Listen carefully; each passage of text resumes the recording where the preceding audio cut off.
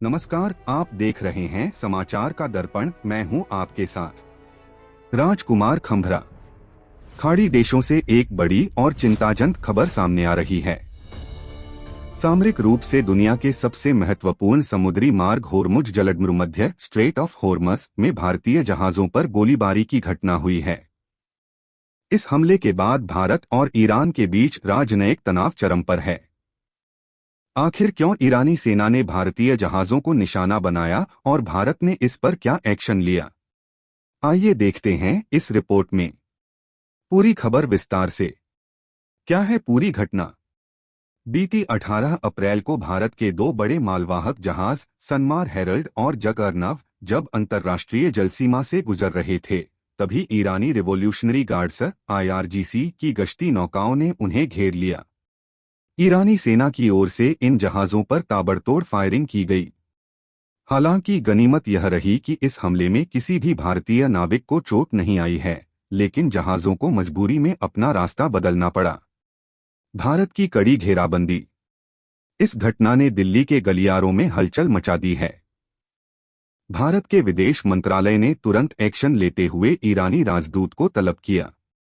विदेश सचिव विक्रम मिस्री ने दो टूक शब्दों में ईरान को चेतावनी दी है कि भारतीय जहाजों की सुरक्षा के साथ कोई समझौता नहीं किया जाएगा।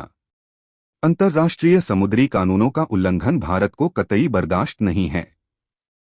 भारत ने साफ कर दिया है कि अगर भविष्य में ऐसी घटना दोबारा हुई तो इसके गंभीर परिणाम हो सकते हैं।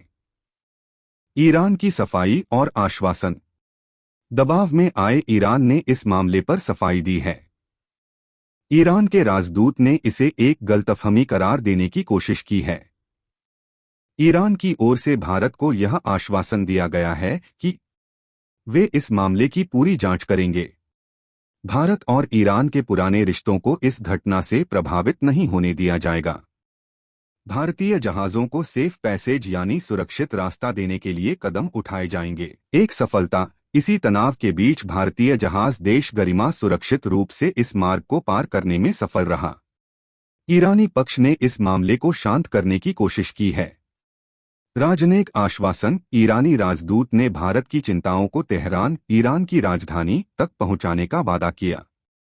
संबंधों की मजबूती। ईरानी दूत डॉक्टर अब्दुल माजिद ने बयान दिया कि भारत और ईरान के संबंध बहुत मजबूत हैं और इस तरह की घटनाओं से द्विपक्षीय रिश्तों पर आंच नहीं आएगी।